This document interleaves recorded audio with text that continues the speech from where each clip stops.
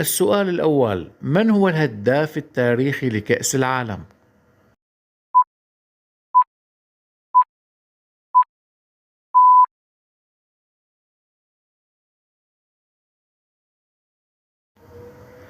السؤال الثاني: من سجل أكبر عدد من الأهداف في نسخة واحدة؟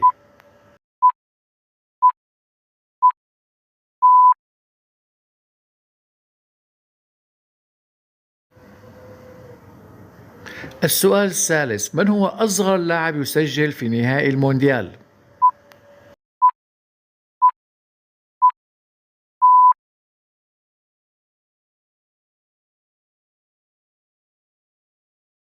السؤال الرابع: من هو أول منتخب أفريقي وصل نصف نهائي كأس العالم؟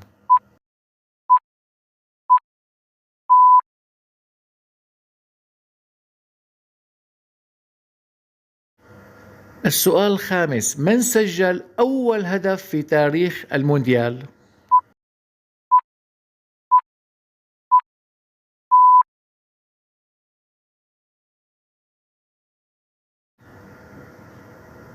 السؤال السادس: من هو أكثر منتخب وصولا للمباراة النهائية؟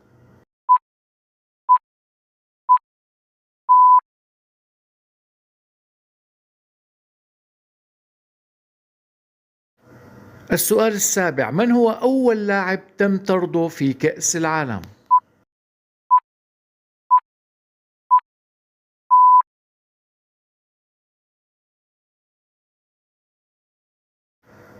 السؤال الثامن: من هو أول منتخب أوروبي يفوز بالمونديال؟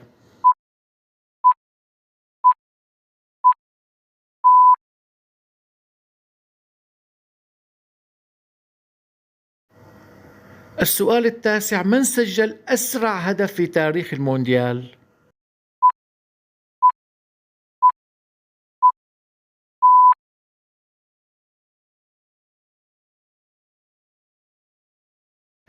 السؤال العاشر: من هو أول لاعب يسجل هاتريك في نهائي المونديال؟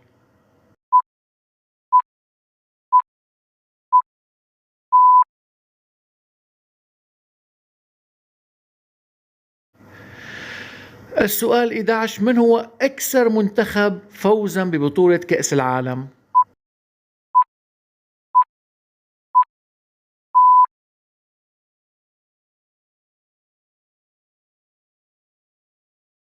السؤال 12: من هو اللاعب الذي فاز بكأس العالم 3 مرات؟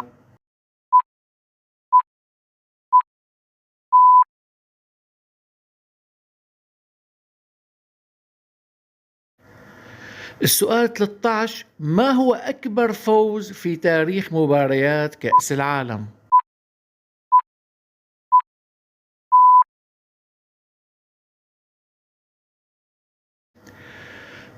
السؤال 14: من هو أول لاعب سجل هاتريك في تاريخ كأس العالم؟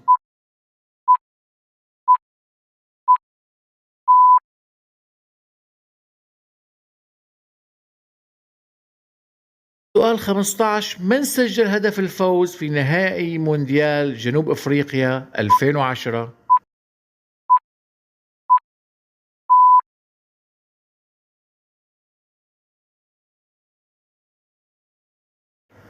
السؤال 16: من هو الحارس الأكثر حفاظا على نظافة شباكه في تاريخ كأس العالم؟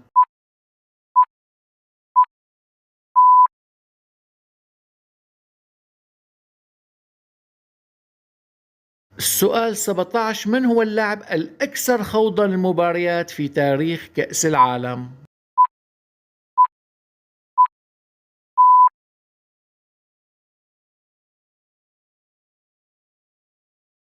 سؤال 18: من هو اللاعب الأكبر سنا الذي سجل هدف في تاريخ كأس العالم؟